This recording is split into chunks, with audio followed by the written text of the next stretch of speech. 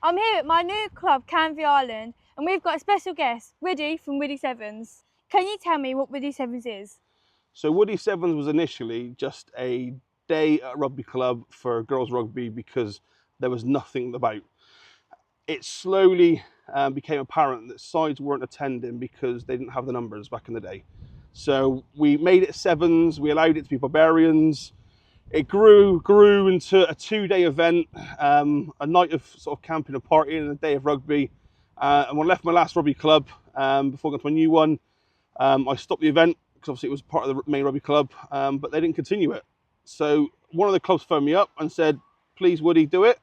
So I found a site, we did it. Sevens works because it doesn't matter if you've got a big squad or a small squad, you still come. And because I run it and there's no wages taken, it means I can make it affordably accessible to everybody. So it's my way of giving back to the game. Because if I was a millionaire, I would sponsor lots of clubs. I'd pay the PAWR loads of money so they can become professional. But unfortunately, I wasn't very good at school. I'm not very clever. So this is my way of doing my bit for girls rugby. Why did Woody Sevens start?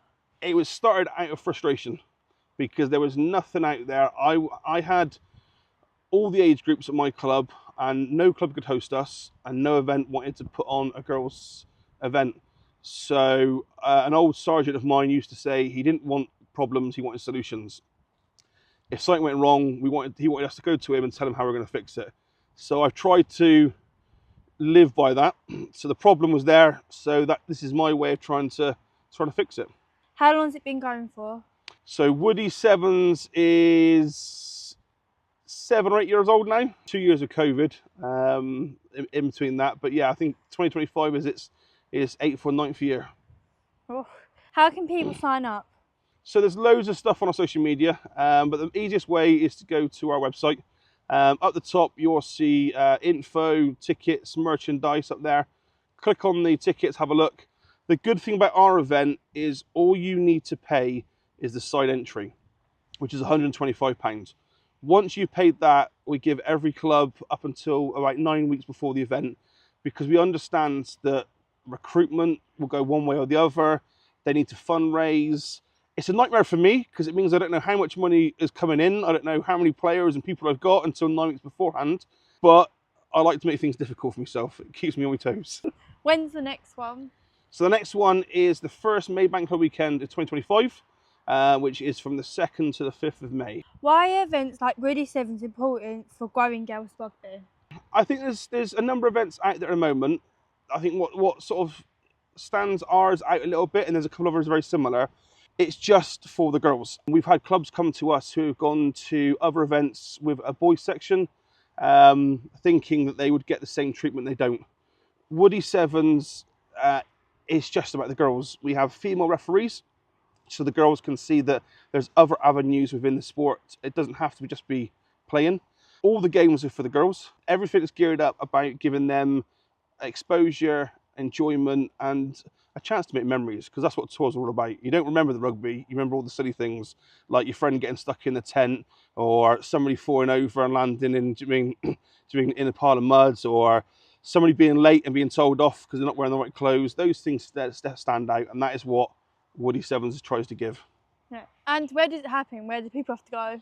So it's not too far from where I live, actually, to make it easy for me, but it's just south of Derby, which is fantastic because it allows sides for like Hartlepool.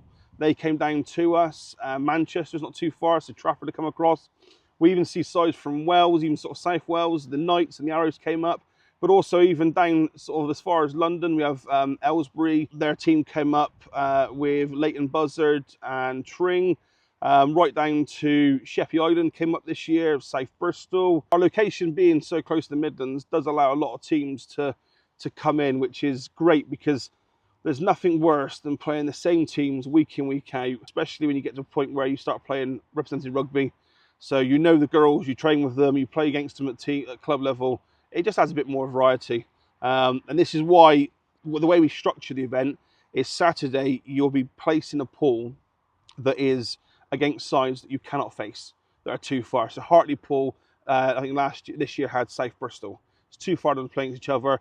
And what we say to the girls and say to the coaches is Saturday is a wipeout.